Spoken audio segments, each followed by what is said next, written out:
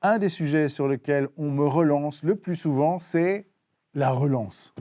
Et je commence à en avoir assez de traiter tout le temps le même sujet. C'est une question qui ne devrait plus se poser. On a déjà abordé le sujet il y a un certain temps, et je vous avais dit, à partir du moment où vous arrivez à mettre une certaine récurrence de rendez-vous au point avec votre client ou votre prospect, vous n'aurez plus jamais à relancer. Si vous êtes vigilant dans le fait de toujours suivre vos échanges par la planification négocier avec votre client d'une date ultérieure, vous ne serez plus jamais dans la relance. Alors maintenant, une fois qu'on a dit ça, qu'est-ce qu'on fait quand même quand on est sorti des clous, quand on a perdu le fil, quand on a perdu le ballon et qu'effectivement on est obligé de courir derrière des clients?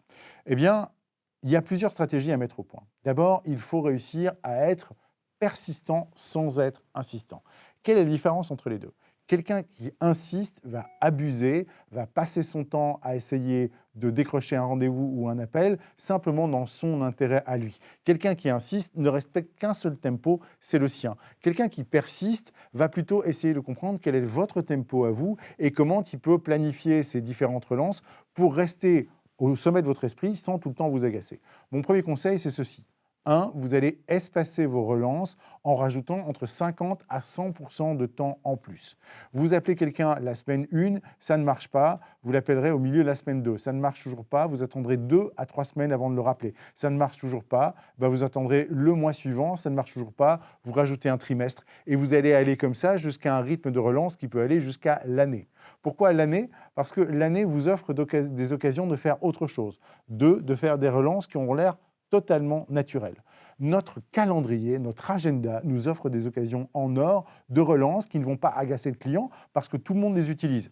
Son anniversaire, les fêtes de fin d'année, les éventuels marronniers que peuvent représenter les départs en vacances, ces sujets-là facilitent le fait de pouvoir renvoyer un message à un client qui ne vous donne plus de nouvelles depuis déjà un certain temps. Et donc, quand je dis qu'il faut aller jusqu'à l'année, c'est parce qu'à l'année, à l'image de Joe Girard, le fameux meilleur commercial du monde, il y a plein d'occasions d'envoyer des cartes de vœux ou des signaux d'existence à vos clients et de le faire de façon totalement soft. Attendez ces occasions-là pour relancer. 3, variez le message. Arrêtez de demander tout le temps la même chose. Arrêtez tout le temps de demander de faire un point ou des nouvelles. C'est extrêmement lassant. Demandez-leur des nouvelles. Faites-les rire. Apportez-leur de l'information. Amenez-leur de la valeur. Si vous arrivez à, de temps en temps, amener une information intéressante, de temps en temps, les faire sourire et de temps en temps, leur demander où en sont les projets, vous aurez beaucoup plus de résultats que si vous semblez tout le temps être à la traîne de votre propre besoin à vous. Non seulement vous allez varier le message, mais vous allez aussi varier le format.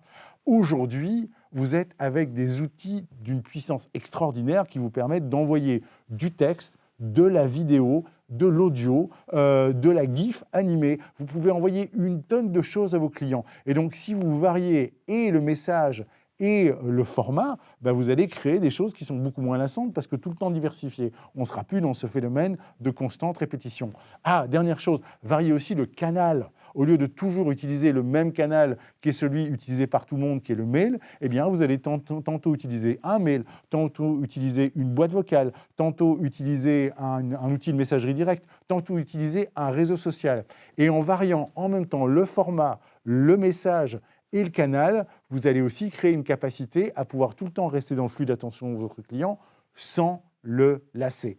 Mais de grâce, une fois que vous l'aurez relancé efficacement, placez-le dans un calendrier de rendez-vous pour ne plus jamais avoir à le relancer. On se retrouve bientôt dans une prochaine consultation de Dr Sales. Et n'oubliez pas que la santé de votre entreprise dépend avant tout de la santé de vos ventes.